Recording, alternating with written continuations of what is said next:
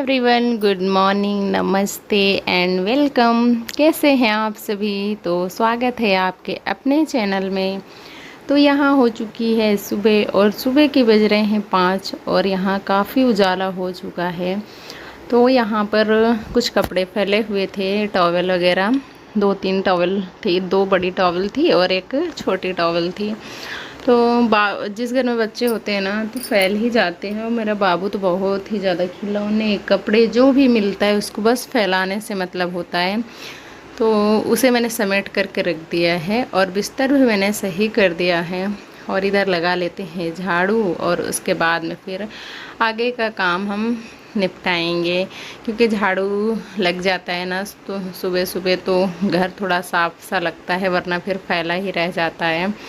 वैसे तो सुबह झाड़ू लगाने के बाद में खाना वगैरह हो जाता है, उसके बाद फिर से लगाना पड़ता है, लेकिन सुबह लगा लेते हैं ना तो फिर कूड़ा भी कम हो जाता है।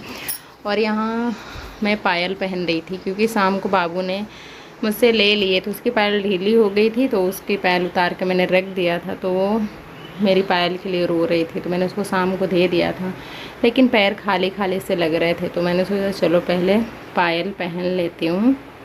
और उसके बाद फिर मैं यहाँ आ चुकी थी किचन में। और ये कढ़ाई लोहे की, हमारे यहाँ खारा पानी है ना, उसकी वजह से इसमें जंग लग जाता है।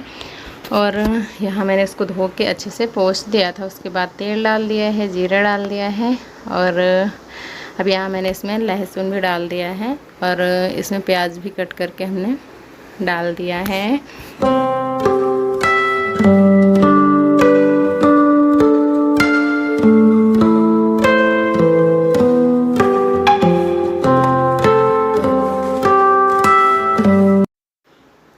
प्याज पक चुका था और इसमें हमने डाल दिया है टमाटर, और इसमें अब हमें डालना है नमक और हल्दी। तो मैंने नमक तो डाल दिया था और इसमें हम डाल देते हैं हल्दी।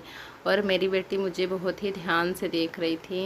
ये है बड़ी बेटी मेरी, जो कि ये वीडियो में बहुत कम ही आप लोगों को देखने के लिए मिलती होगी, क्योंकि वो यहाँ रहती नहीं है, वो लखनऊ में रहती है।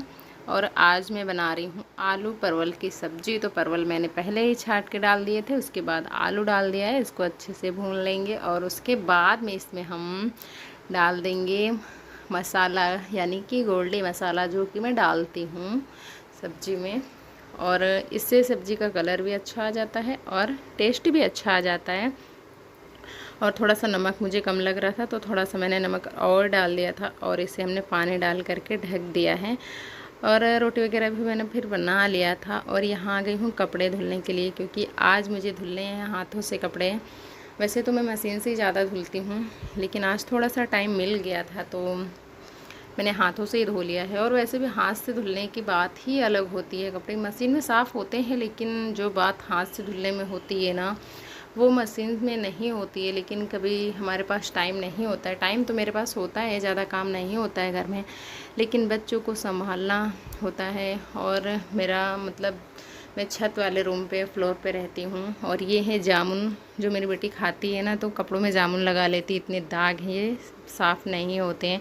और जब भी मैं जामुन खिलाती हूँ ना, तो यही फ्रॉक है, 1-2 और है, उनको पहनाती हूँ। और मैं ऊपर वाले फ्लोर में रहती हूँ ना, तो यहाँ पर धूप सुबह के 6 बजे से आ जाती है, तो शाम को 6-7 बजे तक रहती है, जब तक सूरज नहीं डूब जाते हैं। तो इसीलिए पूरा घर खुला सा है ना, तो काम नहीं हो पाता है धूप में। और बाबू भी छोटा है, तो वो भी पीछे पीछे लगा रहता है, छत भी गर्म होती है, और इसीलिए नहीं हो पाता है। आप ये देख ही रहे हैं, बाथरूम के अंदर थोड़ा सा इधर छाँव है, वरना बाहर आप धूप देख सकते हैं। तो यहाँ मैंने कपड़े में साबुन वगैरह लगा लिया था। अब इन्हें मैं खंगाल लूँगी। खंगालने के बाद में इसे मैं धुलने के बाद में मशीन में सुखा लूँगी, क्योंकि इस टाइम ना धूप में ही बारिश आने लगती है। और यहाँ कपड़े मैंने खंगाल लिए हैं। और यहाँ पर फिर मैं आ गई थी आटा भरने के लिए, क्योंकि आटा भी पिसवा के आ चुका था, और टंकी भी मैंने धुल के रखा हुआ था, सूख चुकी थी। तो मैंने सोचा पहले मैं भर लेती हूँ, वरना फिर ना ये बारिश के मौसम में ना बोरी में ही रखा रहता है ना, तो सीलन सी आ जाती है आटे में। तो पहला काम, अभी नहाना भी है मुझे, तो नहाने के पहले मैं आटा भर लूँगी, क्योंकि थोड़ा जब हम भरते हैं ना तो आटा उड़ता है और ऊपर आ जाता है। वैसे भी गर्मी इतनी ज़्यादा हो रखी हुई, तो पहले मैं आटा भर लूँगी, उसके बाद नहाऊँगी। और आटा मैंने अच्छे से दबा दबा के रख दिया है। अच्छे से दबा दबा के रखने से ये होता है ना कि गर्मी में और बारिश में आटे में कीड़े लग जाते हैं ना, वो लगने के चांस बहुत कम हो जाते हैं। और जैसे होते भी हैं ना तो ऊपर ऊपर में ही होते हैं, नीचे तक नहीं पहुँचते हैं। अगर ऐसे हम रख देते हैं ना आटा तो फिर पूरे में कीड़े लग जाते हैं। और वैसे तो गर्मी में ज़्यादा नहीं पिसवाना चाहिए, उतना जितना कि मतलब जल्दी ख़त्म हो जाए उसी हिसाब से हमें आटा पिसवाना चाहिए।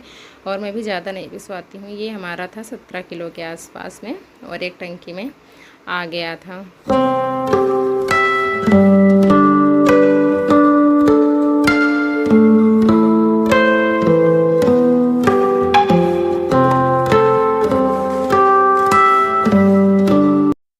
और यहाँ टंकी में आटा भर दिया है। उसके बाद में फिर मैं यहाँ लगा लूँगी झाड़ू।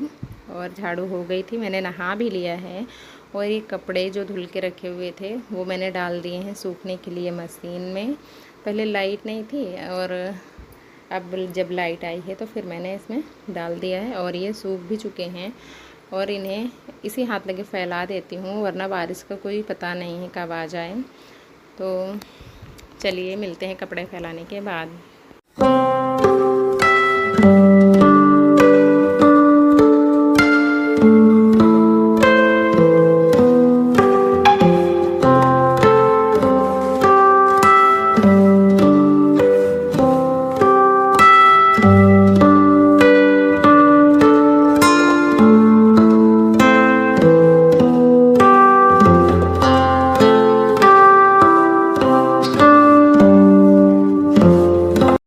यहाँ हमारे कपड़े भी सूख चुके थे जो हमने धुले हुए थे, और इन्हें मैं फ़ोल्ड करके रख दूँगी, वरना कपड़े ना इधर उधर फैले रहते हैं ना तो पूरा घर फैला फैला सा लगता है। और यही कपड़े अगर हम समेट के अच्छे से रख देते हैं ना तो हमारा घर व्यवस्थित हो जाता है। और एक जगह ना हमें कपड़े भी मिल जाते हैं, और मैं अपने कपड़े अलग रखती हूँ और बाबू के कपड़े अलग रखती हूँ, ताकि हमें ज़्यादा ढूंढना ना पड़े और हमें एक जगह आसानी से मिल जाएं।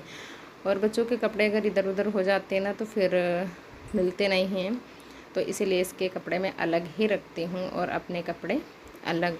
तो कपड़े यहाँ मेरे फ़ोल्ड हो चुके हैं। इसके बाद में फिर यहाँ मैं झाड़ दूँगी बिस्तर को अच्छे से, और कुछ इसमें हस्बैंड के कपड़े हैं तो उन्हें मैं अलग टांग दूँगी। और ये थे टेबल कवर, उनको भी मैंने एक तरफ रख दिया है। और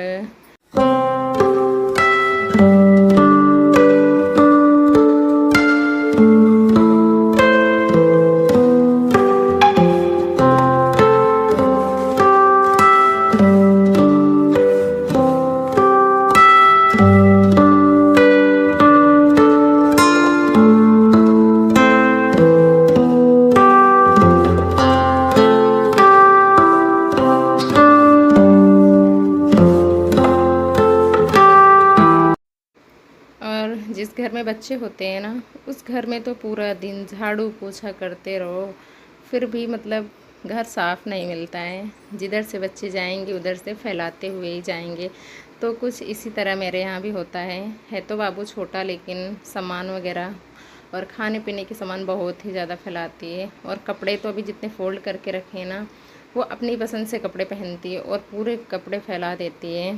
तो बच्चे तो होते ही शैतान हैं, लेकिन मेरी बेटी कुछ ज़्यादा ही शरारती है। तो कम से कम दिन में 8-9 बार तो झाड़ू लग ही जाती है। पूरे घर में तो 2-3 बार ही लगती है, 2 बार, लेकिन कभी होता 3 बार हो जाता है। लेकिन जिस रूम में मैं रहती हूँ ना इस रूम में तो पूरा दिन झाड़ू हो सके तो 1-1 घंटे में लगाना पड़ता है, क्योंकि कुछ ना कुछ गिराती हैं और चींटियाँ भी आ जाती हैं।